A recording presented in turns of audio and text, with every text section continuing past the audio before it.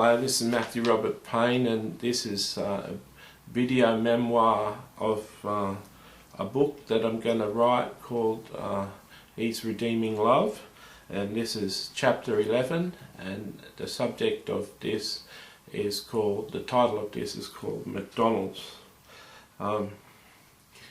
I applied for a job at McDonald's when the bank had sacked me. I essentially was applying for all sorts of jobs when I was out of work because unemployment benefits wasn't as exciting as getting the bank wage, and certainly didn't help me with my addiction to prostitutes. Having a low income didn't help me, so I applied to multiple jobs, and I got a job at McDonald's working as crew, essentially working out the back of the McDonald's cooking the hamburgers. It took me a while to learn how to do everything in the back area, but after I learned, I was soon put in charge of being the manager of the back area.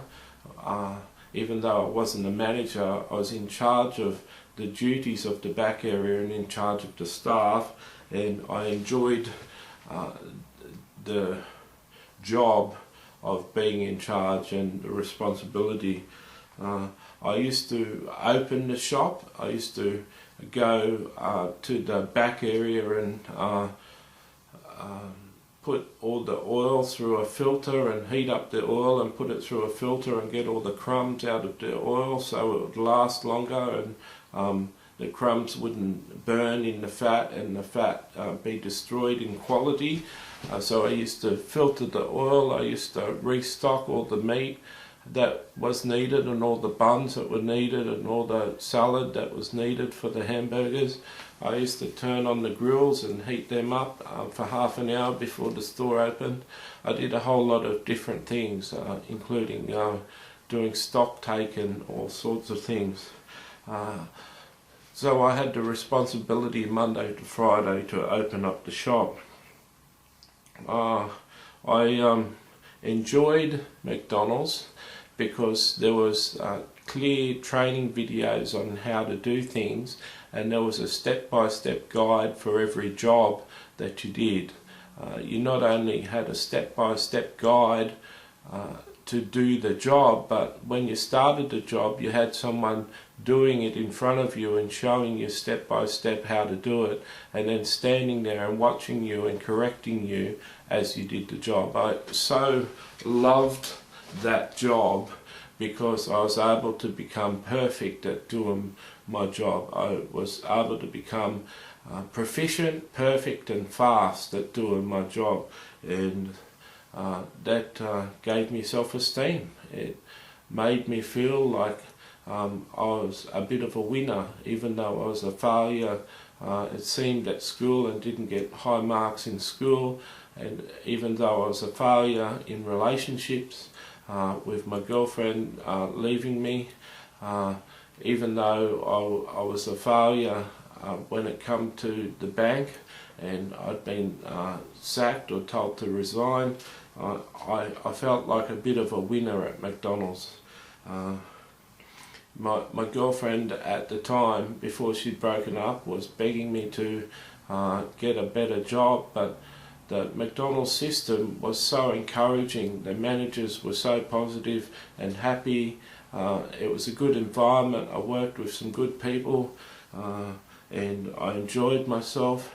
And there was a woman that worked out the back with us, which is rare, and she was an older woman. She was beautiful, and she introduced me to her daughter, and I went out with her daughter on a date and didn't eventuate. We didn't click, but another guy in the shop went out with her daughter on a date and they clicked and he became a boyfriend, and for a while I was treating that other guy not very nice as the manager of him, because he'd succeeded in getting the daughter as his girlfriend, and I felt always the loser when it come to attracting women to be my girlfriend. And that was the main reason why I was sleeping with prostitutes because I just had no ability to attract a female to love me, and I feel like they wanted to be intimate with me and be my girlfriend. So I didn't know what was wrong with me, but essentially McDonald's was making me feel like a hero. I soon got promoted to a point where I became a crew trainer myself, and so we didn't have much change of staff on the Monday to Friday roster, working during the daytime from 7 in the morning or 8 in the morning till 4 o'clock in the afternoon. They were regular sort of people, but during the night shift from 3:30, 4 o'clock to 11 o'clock at night, they had casual workers, and they were all young workers, and often I did double shifts. When one of the workers didn't turn up, rang in sick, they asked me to stay on. And often during the night there'd be a new person, and I'd be asked to train the new person how to do the job. And I really enjoyed, I have to repeat, I really enjoyed training people and showing them how to do it and watching them and helping them until they were perfected. So that was a job as a crew trainer, to train the crew, to train people how to do a perfect job. And because I was good at doing my job and skillful at doing my job, I was a good crew trainer. This got noticed by the training manager of the store, the manager that besides managing shifts, his job in the store was to train everyone in the store. The store had between 120 and 200 crew that used to work for them. I'm not sure how many because it's so many years ago, but at least that many crew, and there was always 5 or 10 people starting every week in the store. And it was a massive job to have everyone trained and up to speed so that they could do every job in the back area and in the front service area. And in the drive-through, it was a massive job training new staff. And as staff left, they had to be replaced with new ones. And the training manager's job was to plot everyone's abilities in the store. McDonald's had a system at that time where you got tested on your abilities in a job. So if you were cooking French fries, for instance, there was a particular method on how to cook the French fries, and exact method on how to do everything: shaking the fries, putting them in, taking them out, shaking them, putting them back in. There's all sorts of things, salting them, boxing them. There's a correct way to do everything that McDonald's does. And one of the things they used to do is test a person that they were doing it perfectly. The first level of the test was that in a quieter time they'd come alongside the person and tell them that they're going to do the test on them, and they're going to watch them and mark it off a list if they did it right. Well, that person was aware that they were being tested, so they made sure that they did everything right. If they passed the test, they got a tick on their training card saying that they'd passed the test at a low time where it wasn't too busy. The next test was in a busy time, being told that they were being tested. So when it was very busy in the peak hour, they were tested on French fries again, and if they got past that test, they'd have that ticked off on their training card that they passed making fries in a busy time, and they were told they were doing it. The third test was a test that you were tested in a busy time, but you weren't told that you were being tested. Basically, a crew trainer would just stand beside or stand serving other customers and just stop for a second and put someone else in charge of serving the customers and just stand there and watch you without you being aware that you're being tested. So to pass that test, you had to be doing everything perfect without without knowing that you're being tested. And when you passed that test, you had that ticked off. And once you had the whole 3 ticked off, you were then qualified to work without supervision on that job. And it was something important to get that ticked off. The more of those things that you could get ticked off, the more shifts that you got, the more responsibility was given to you, and the better your income was, because everyone is employed as a casual worker at McDonald's, and the more hours you get, the more money you earn. And with 120 staff, there's a lot of competition for more hours. Everyone who's casual at McDonald's wants more hours, but they've got to be better to get the better hours. So as a crew trainer, I was the person who was doing all those tests on people, but when I started working with the training manager, I started getting involved with other training and doing other things, and I was an important person. I used to unload a truck once a week that used to deliver food to McDonald's. A big truck, you see big trucks with McDonald's on the side. There's a place in Australia, I'm not sure if it's in America, the place in Australia is called FJ Walker's, and they're basically a wholesaler for McDonald's. They collect all the goods that are needed in a McDonald's store, and they warehouse them, and then they take an order to each of the McDonald's stores according to what the McDonald's store has ordered, and they replace all of the stock once a week. Now, in Australia they had a trucking strike one time, and all the trucks went on strike, and the McDonald's stores suffered. And so McDonald's Australia decided that they'd stock each of their stores with 2 weeks worth of stock at any one time, so that if truckers ever striked again for a week, they'd still be able to survive for 2 weeks without running out of food. There's a tremendous amount of money gets made in a McDonald's store. There's a tremendous amount of turnover a day. McDonald's is a very successful franchise, one of the most successful in the world. So I got to know this trucking guy that used to deliver our food every week, and I used to like to unload the truck and be off the floor and just putting things and stacking boxes in a cool room, and stacking boxes in shelves outside of the cool room. And I used to like to talk to him and chat to him.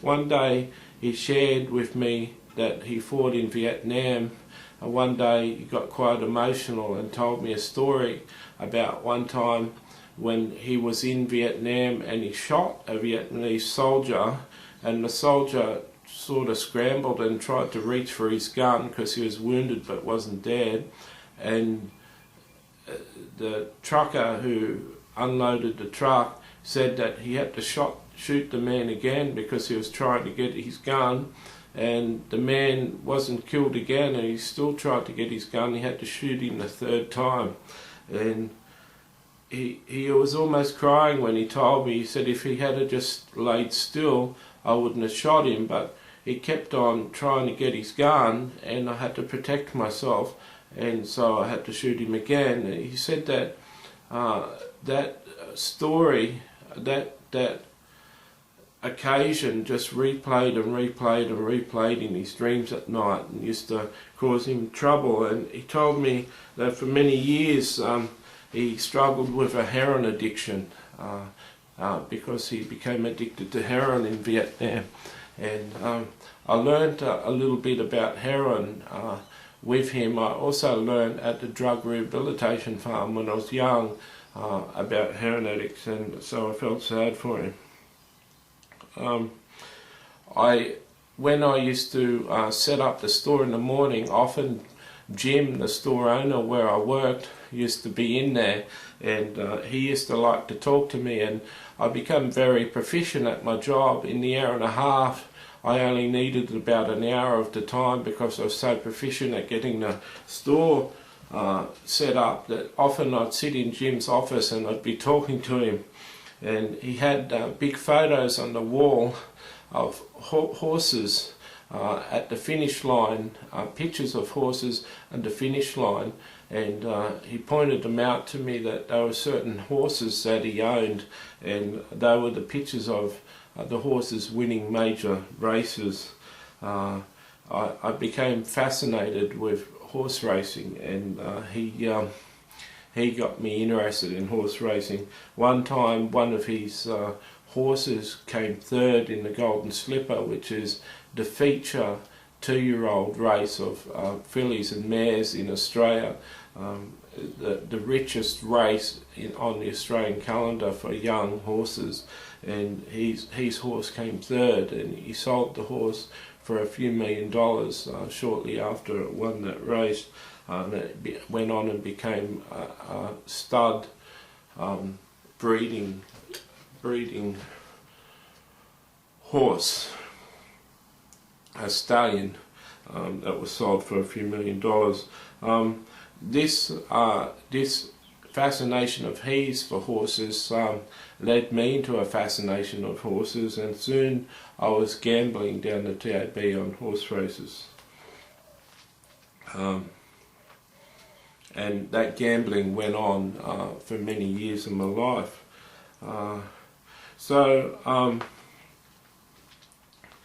One year when I was there, we had the awards. Once a year we'd have major awards in the store, and we'd all go out for dinner, and the store would run on a skeleton staff, but most of the crew and the managers were at the crew awards.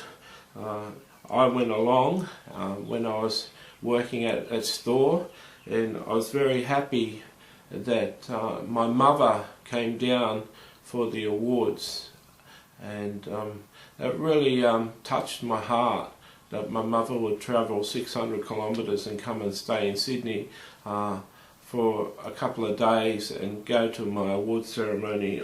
At the award ceremony I got the award for being the best person to set up the McDonald's store in the morning. There was always crew on a Saturday and Sunday, and many crew on Saturdays and Sundays that used to set up the store.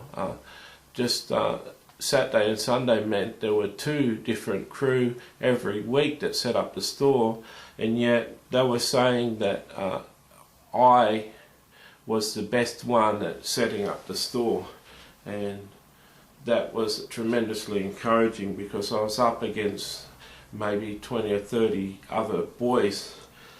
It served a purpose that if I did it Monday to Friday, 5 days a week, I would get very good at it, and so I deserved the award. But McDonald's are very good, like I said, at testing people and marking people's abilities off, and I was the finest person at setting the store up. I also years later, after this McDonald's, I applied for a job at McDonald's to become a manager, and I set down Jim as one of my references, and the manager interviewing me rang Jim, and Jim said, "Don't let him out of your presence until you've offered him the job." He was one of my best crew I've ever had, and he never had the self-esteem to apply to be a manager, and if he's in there applying to be a manager, you've got one of the best people I've ever met in your store. The guy hung up the phone and said, "You're hired," and I said, why you haven't interviewed everyone? And he told me what Jim had said about me. So I was especially good. What was good about me and what's different about my personality, maybe your personality, is I need clear directions on how to do something. If I'm told how to do it and I can understand the directions, then I can do it. And I like to become good at what I do and be proficient at it. And the McDonald's system made me shine. It made me very happy. I got to a stage at McDonald's where I was looking to be a manager, but no manager jobs were coming up, and I was encouraged by other people to look for jobs, so I took a public service exam. I went for an exam that you have to get higher marks in to be accepted in our government public service. I went for that exam and I passed very well, and I got accepted to be part of the government, and so one of the industries of our government. So I left McDonald's, and Jim offered me another job with higher pay before I left and wanted to keep me, and I said no, and I said I'm going to work in the government, and he was sad to see me go. I have to say that in my career, I won't mention them all in the book, I worked with 3 McDonald's owners, and each one of the McDonald's owners were multi-millionaires, and all of them treated me like a son. They all loved me, and they had a special relationship with me that went beyond being a worker. They loved me. I remember going to one of them years later to a birthday party, and he'd gone along to his crew's birthday party, and he brought a 6-pack of beer, and I was older at that time. I was 21, 22, and so I could drink, and I remember that McDonald's owner gave me 2 of his 6 beers to drink. I hadn't brought any alcohol with me, but he'd shared 2 of his beers with me, and that was tremendous. I thought that was wonderful. That's how beautiful they were. So I left McDonald's, but very inspired. People speak a bad word about McDonald's today, and I'll always be quick to offer a counter argument or get upset sometimes with people's attitudes. Of course, McDonald's exploit the children and exploit mothers and sell high calorie food and fast food, which is essentially junk food to people, but they do have salads, and they are trying to be healthy, and I just absolutely love them. And at McDonald's I learned how to manage staff, I learned how to train staff, and I learned how to do a job with excellence. It's been very rare for me to ever be in a job since that has been so enjoyable to work in, and with a standard of measured success and measured excellence that could be measured against other people. So I won that award, and I was very proud to have that award. Very happy my mother came down and saw me win that award. And the McDonald's experience gave me plenty of experience when it came to training and managing staff in the future. I hope you've enjoyed this chapter. God bless.